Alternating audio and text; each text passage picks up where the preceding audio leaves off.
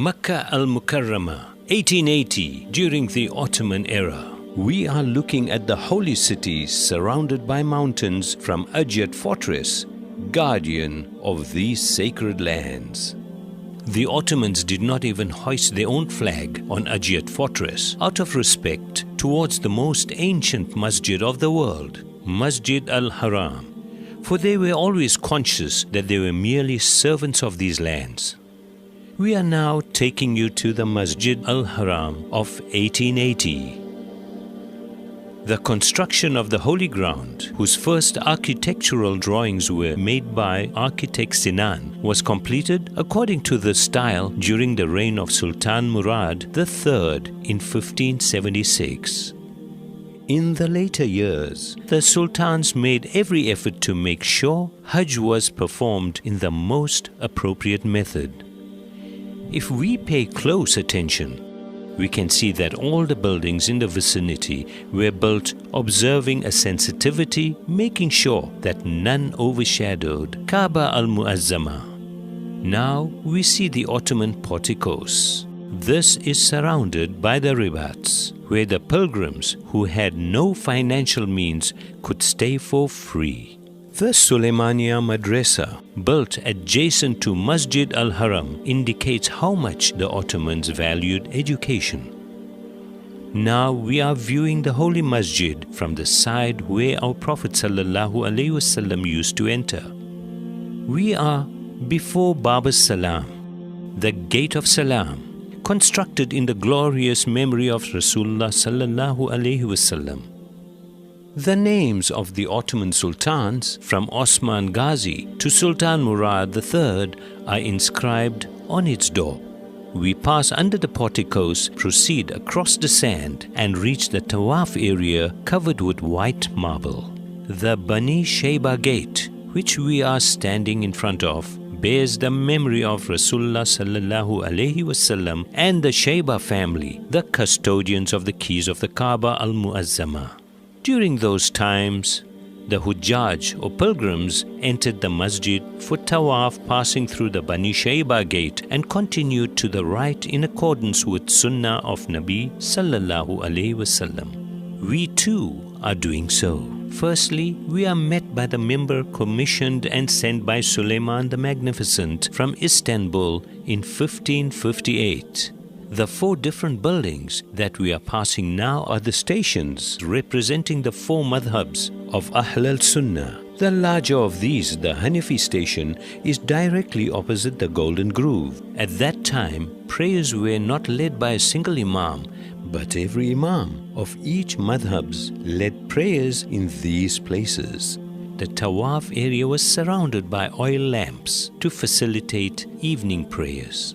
By virtue of the love of these holy places, rose oil was used in these oil lamps. As we move from the corner of Al-Sham to the corner of Yemen, by passing the Maliki and Hanbali stations, we are right opposite Hajar al-Aswad. The ruby from paradise, sent down to earth together with Adam alayhi salam. This is the starting point of Tawaf. Multazam, one of the exceptional places where prayers are accepted. By visiting the Hijr al-Ismail and the Golden Groove, we are coming to the front of the door of the Kaaba al-Muazzama.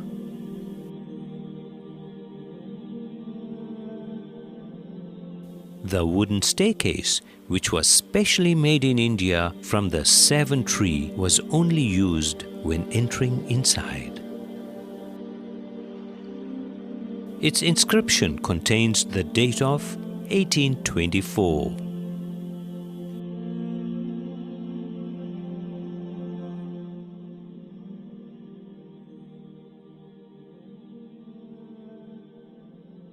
And now we are at the door of Baytullah. The excitement of seeing inside covers our whole soul.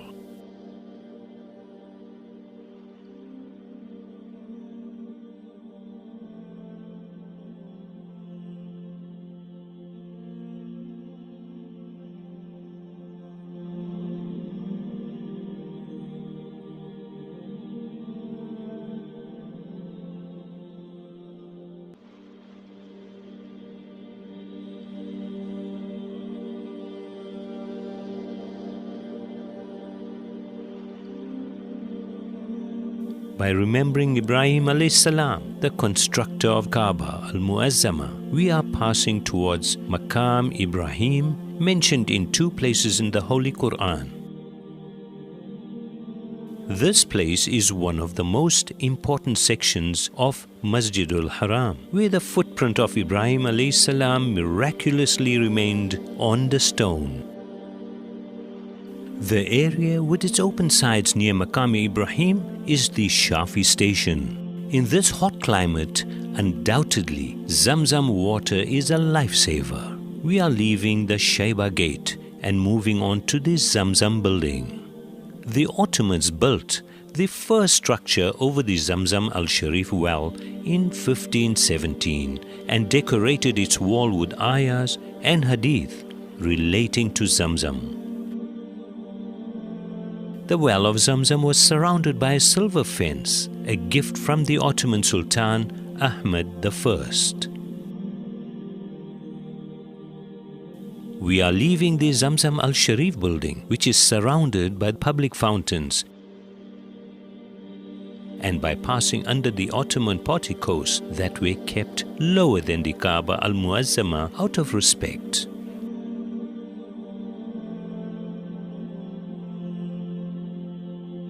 We are coming to the Sa'i area. We are at the starting point of Sa'i on Safa Hill. Rasulullah sallallahu alayhi wasallam climbed up to Safa Hill on the first day he started to preach Islam openly and gathered all the Quraysh around this hill. The Sa'i area is located inside the Ibrahim Valley, which opens to the direction of Arafat, Muzdalifah and Mina, where Hajj is performed, carrying many memories from the Asr as-Sada. This field, which is 20 meters wide and 394 meters long, was a place independent of Masjid al-Haram and integrated with the city life at that time.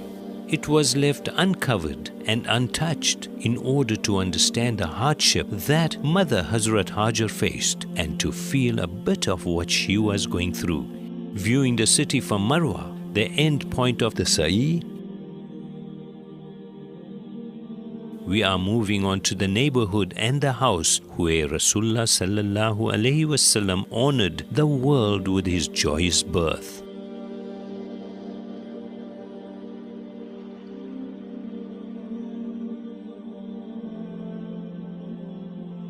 This place has been used as a masjid since the first years of Islam and was known as the Maulid an-Nabi Masjid in 1880. Let us bid farewell to the place where the divine gazes have centered, the place where the angels frequent, and the Qibla of the Muslims with the words of Rasulullah sallallahu alaihi wasallam.